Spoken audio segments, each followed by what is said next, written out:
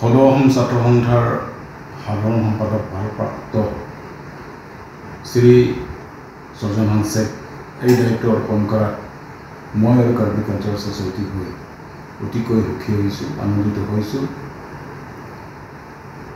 লগতে মই ক'ব খুজিছোঁ, সৰ্জন হাংসেক এই ভাৰপ্ৰাপ্ত সাধাৰণ সম্পাদক দায়িত্ব দিয়াত বিশেষকৈ পাহাৰীয়া অঞ্চলত সদৌ ছাত্ৰ সন্থাৰ এটা ভাল প্ৰভাৱ পৰিব বুলি মই আশা ৰাখিছোঁ।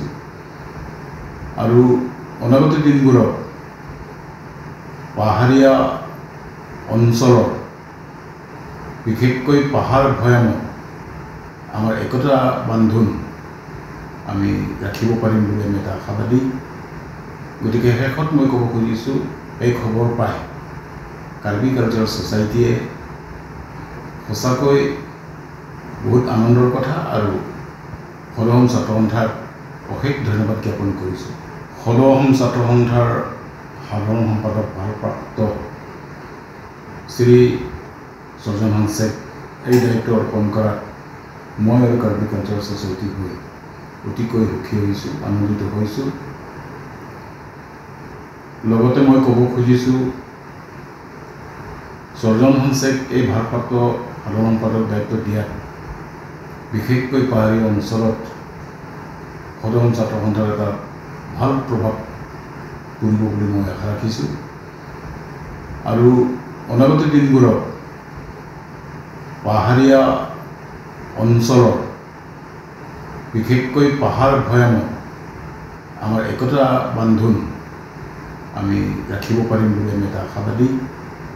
গতিকে শেষত মই ক'ব খুজিছোঁ, এই খবৰ পাই কাৰ্বি কালচাৰ ছ'চাইটিয়ে সঁচাকৈ বহুত আনন্দৰ কথা আৰু সদৌ ছাত্ৰ সন্থাক অশেষ ধন্যবাদ জ্ঞাপন কৰিছোঁ।